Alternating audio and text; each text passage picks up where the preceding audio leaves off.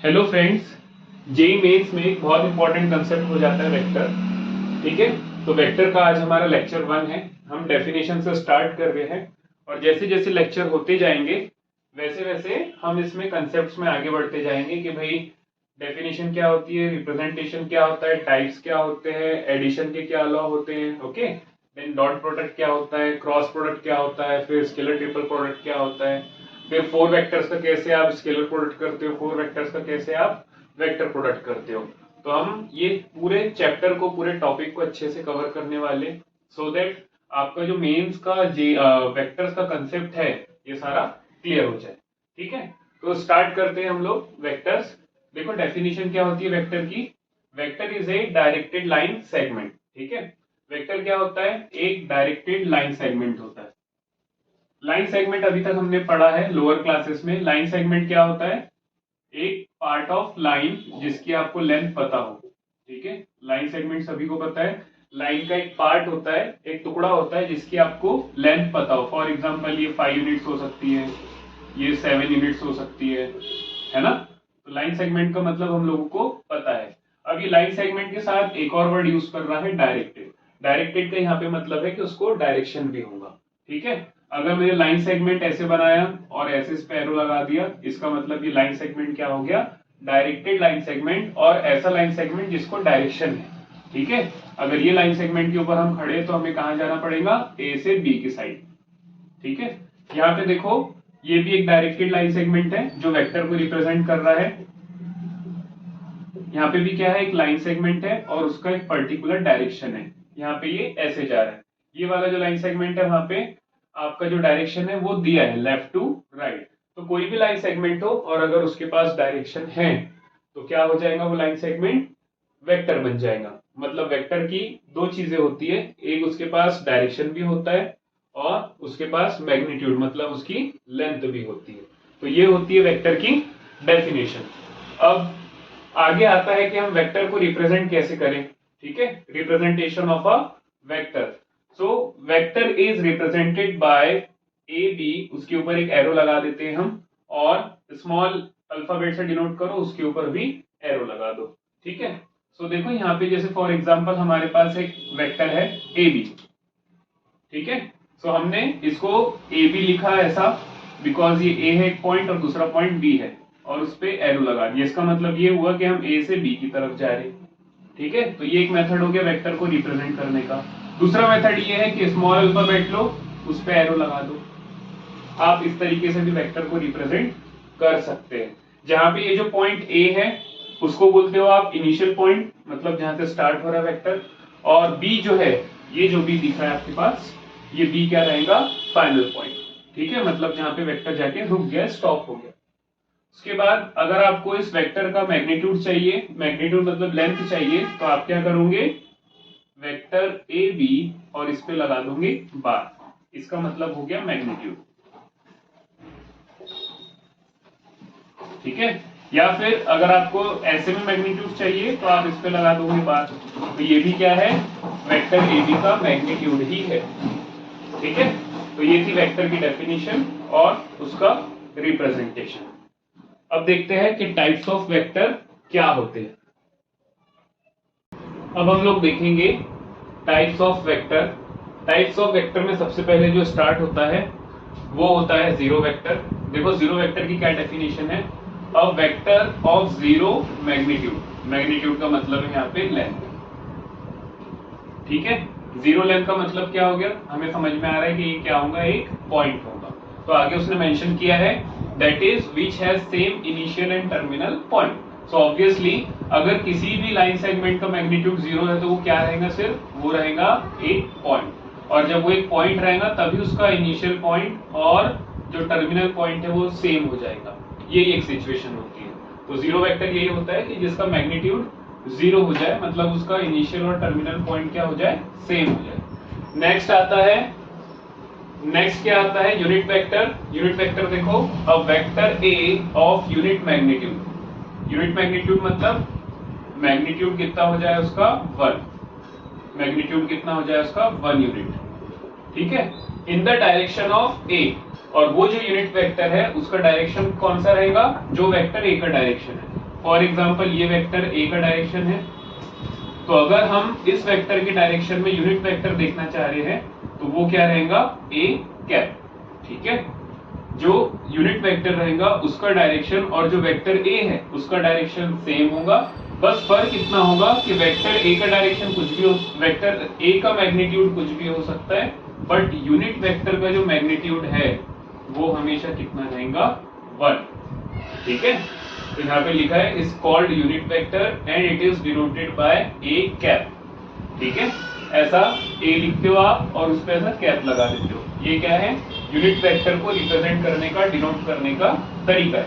Symbolically आप unit vector को कैसे लिखते हो, वो वेक्टर अपॉन उसका मैग्नीट्यूड। ठीक है, तो कोई भी यूनिट वेक्टर को अगर आपको लिखना है तो वो वेक्टर अपॉन उसका मैग्नीट्यूड, ऐसे लिखा जाता है किसी भी यूनिट वेक्टर को।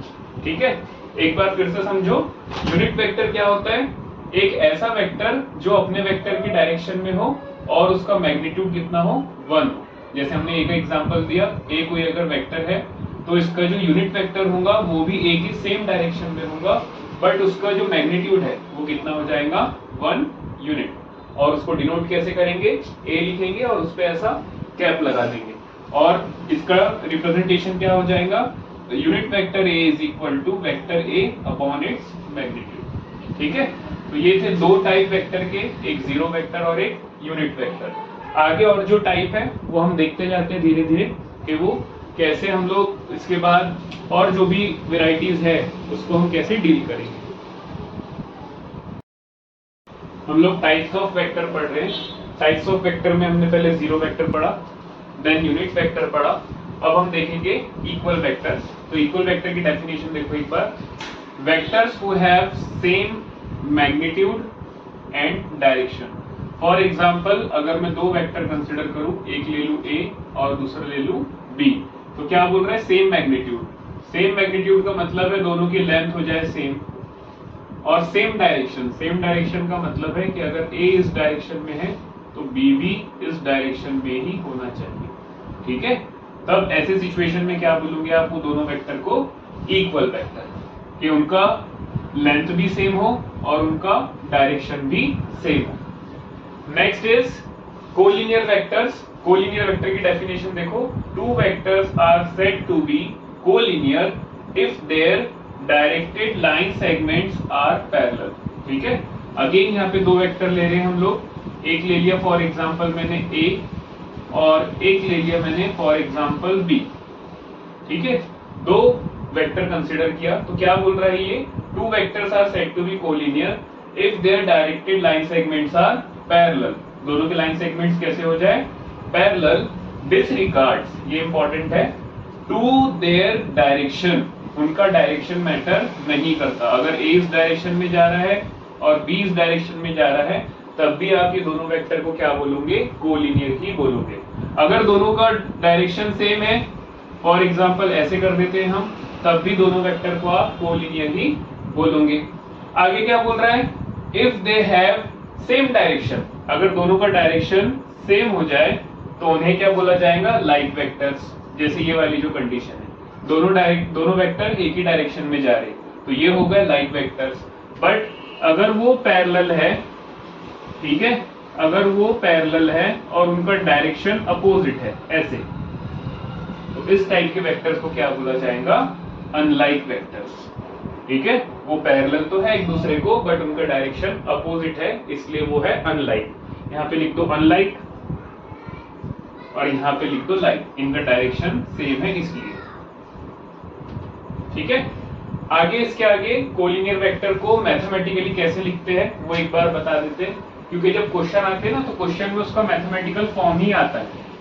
क्वेश्चन में कोलिनियर वेक्टर्स का मैथमेटिकल फॉर्म ही आता है। तो एक बार देख लो कोलिनियर वेक्टर्स का मैथमेटिकल फॉर्म क्या होता है। तो यहाँ पे लिखेंगे हम मैथमेटिकली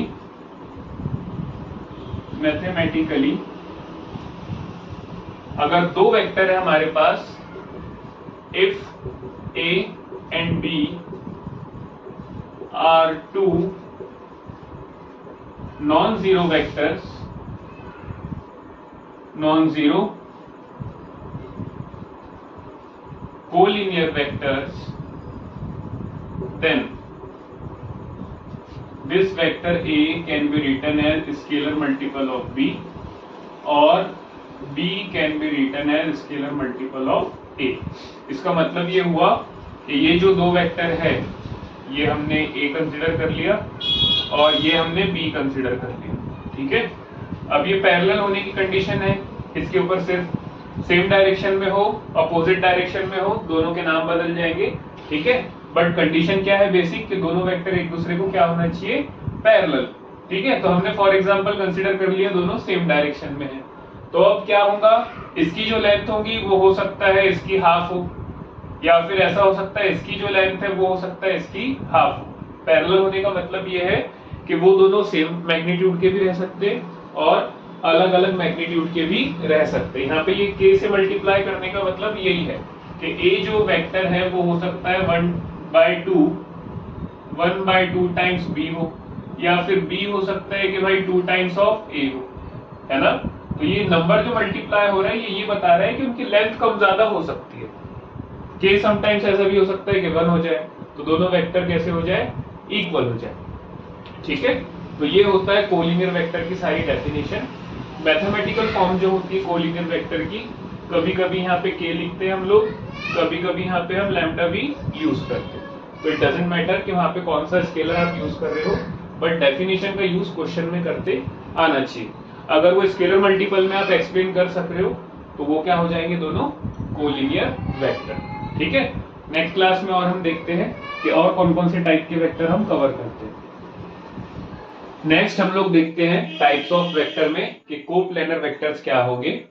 तो देखो क्या है definition, two or more vectors are coplanar if they lie in the same plane or in the parallel plane, otherwise they are said to be non coplanar vectors, ठीक है। तो दो वेक्टर को पैरेलल कब बोलोगे आप, फॉर एग्जांपल ये एक प्लेन है, ये प्लेन में अगर आपके पास दो वेक्टर है, एक ऐसा वेक्टर है और हम लोग एक और एक वेक्टर ले लेते हैं, फॉर एग्जांपल ये दूसरा वेक्टर है। एक प्लेन में अगर ये दो वेक्टर है तो ये दोनों वेक्टर कहलाएंगे कोप्लेनर, क्योंकि ये एक ही प्लेन में। या फिर अगर ये एक प्लेन में नहीं है तो ये पैरेलल प्लेन में आ जाए, ये प्लेन पे एक वेक्टर है, इसके ऊपर एक प्लेन है, उस पर मैं दूसरा वेक्टर रख लेता हूं ऐसे, लाइक दिस। एक प्लेन पे एक वेक्टर, दूसरे प्लेन पे दूसरा वेक्टर। तो अगर ये पैरेलल प्लेन पे है तब भी ये कोप्लेनर रहेंगे, और अगर एक प्लेन पे दोनों हैं तब भी कोप्लेनर रहेंगे, और दो से ज्यादा भी है तो उसके लिए भी सेम रूल, ठीक है। ऐसे सिचुएशन में वेक्टर को बोला जाएगा कोप्लेनर, अदरवाइज उनको क्या बोला जाएगा, non coplanar vectors. Next definition देखो, नेक्स्ट डेफिनेशन क्या है, कोइनिशियल वेक्टर्स, ऐसे वेक्टर्स जिनका जो इनिशियल पॉइंट है वो कैसा हो, सेम हो। The vectors which have same initial point are called co-initial vectors। तो ये जैसा हमने दो वेक्टर लिए हैं, एक A है और दूसरा B है, दोनों का जो इनिशियल पॉइंट है, जो स्टार्टिंग पॉइंट है वो सेम है, एक ही जगह से दोनों स्टार्ट हो रहे हैं, तो ऐसे वेक्टर को बोला जाता है को-इनिशियल वेक्टर। इसी के बाद एक आता है, उसे बोलते हैं हम लोग को-टर्मिनस वेक्टर, को-टर्मिनस। तो ये भी नाम से समझ में आ रहा है कि अगर दो वेक्टर का जो टर्मिनल पॉइंट है वो कैसा हो जाए, सेम हो जाए, ये B है और ये A है, ठीक है। तो दोनों वेक्टर का जो टर्मिनल पॉइंट है वो क्या हो जाए, सेम हो जाए, तो ऐसे वेक्टर को आप बोलोगे कोटर्मिनस वेक्टर, ठीक है। तो ये कुछ टाइप्स है वेक्टर के। इसके बाद हमारे पास आई थिंक और कुछ बचा नहीं है, अगर कुछ बचा है तो वो हम देखते हैं आगे कैसे वो टाइप्स ऑफ वेक्टर को हम समझेंगे।